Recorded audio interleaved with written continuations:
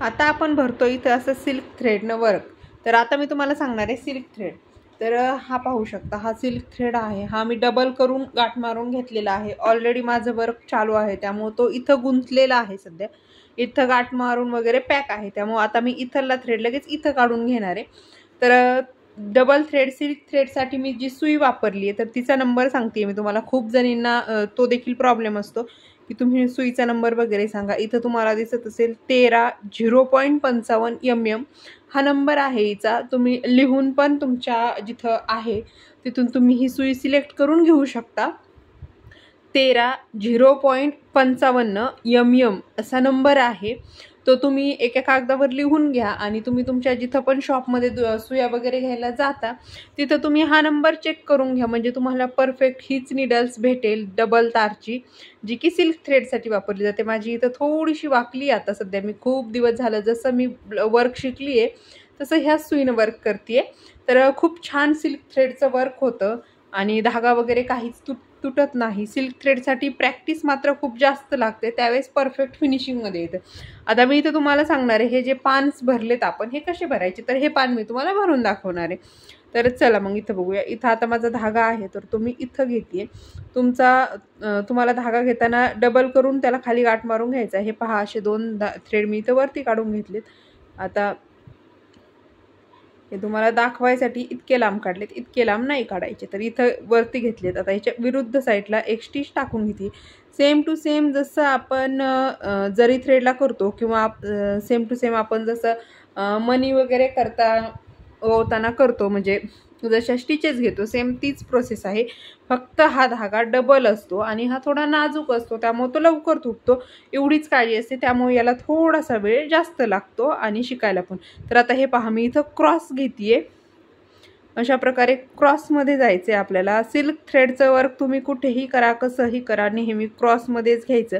Work हे ज्यावेळेस क्रॉसमध्ये घेता त्याची फिनिशिंग पण छान येते आणि शिवाय काय होतं, सिल्क थ्रेड हा खूप जास्त वेळ जातो करायला, त्यामुळे जर क्रॉसमध्ये घेतला तर तो खूप छान उरकतो. तर आता इथं पहा मी घेते. तर हे पहा, हे 2 थ्रेड आहेत, इथं मी टाकले खाली.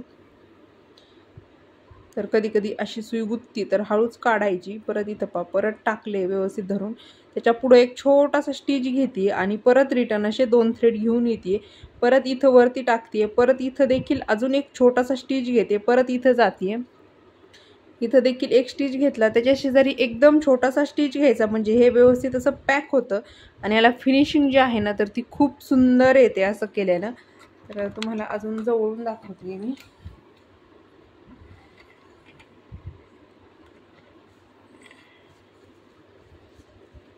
आणि म्हणजे फिनिशिंग एकच नंबर येते. असं डबल स्टिच छोटा घेतला ना, आणि तो स्टिच देखील तुम्हाला एकदम छोटा घ्यायचा आहे. मोठा घेतला की मग त्याचे परत हे असं दिसतं. इथं मी दाखवायसाठी केलं आहे तुम्हाला. हे असं थोडंसं दिसतं. इथं माझं एवढं दिसत नाही, कारण की ज्यावेळेस तुम्ही कंटिन्युअसली वर्क करता त्यावेळेस तुमची फिनिशिंग ही जास्त जास्त छान होत चालते. त्यामुळे तुम्हाला इतकं काही जास्त हे, म्हणजे तुम्ही कसंही केलं तरी पण ते छान दिसतं.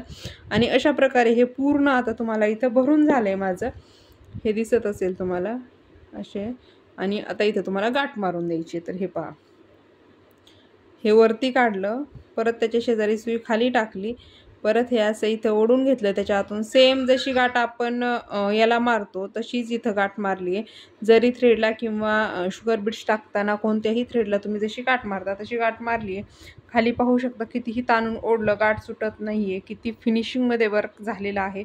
इथं तुम्हाला दिसताना लगेच फिनिशिंग कळून जाईल की किती फिनिशिंगमध्ये वर्क झालं आहे. हे पहा किती सुंदर दिसतंय. इथं झूम करून दाखवलं आहे मी, दिसतानाच किती सुंदर दिसतंय. इथं तुम्हाला दिसत पण असेल.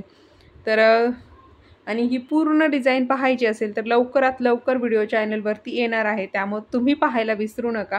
आणि अशा प्रकारे मी हे पूर्ण सगळे जेवढे पण इथं पान होते ना तर ते सगळ्या प्रकारे इथं असे भरून घेणार आहे.